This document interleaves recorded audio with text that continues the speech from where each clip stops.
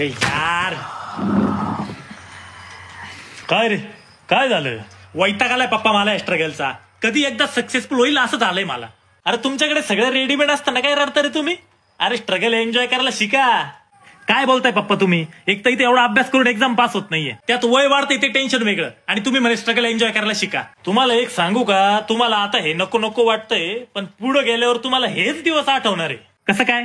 अरे MPSC pass झालेल्या एखाद्या अधिकाऱ्याला विचार बरं, तुम्ही पास झाले तेव्हा तुम्हाला कसं वाटलं? 1-2 वाक्यात सांगेल ते. पण तेच त्याच्या स्ट्रगल विषयी विचार, अरे दिवसभर बडबड करील, ते बी एकदम आनंदात. इंजिनिअरिंग पास झालेल्या पोरांना इंजिनिअरिंग पास झालो ते नाही आठवत, पण इंजिनिअरिंगच्या वेळेस काय काय मजा केली, सबमिशनच्या वेळेस काय काय गमती झाल्या ते सगळं आठवतं. खरंय पप्पा. अरे असली मजा सफर का होता है मेरे दोस्त. मंजिल तो बस एक दिन आती है, लेकिन हमें हर रोज रास्तों पे चलना पड़ता है. अरे स्ट्रगल हेच आयुष्य असतं बेट्या. पण पप्पा हा स्ट्रगल कधीतरी तर संपायला पाहिजे ना. नाही नाही नाही, स्ट्रगल कधी संपत नसतो बाळा, बदलत असतो. अरे संघर्षाचं पुस्तक तुझ्या पहिल्या श्वासापासून सुरू होतं, ते तुझ्या शेवटच्या श्वासापाशीच संपतं. मधी फक्त त्या पुस्तकाचे पानं बदलत असतात. And that is life. अरे स्ट्रगल करत राहा, जिंकत राहा.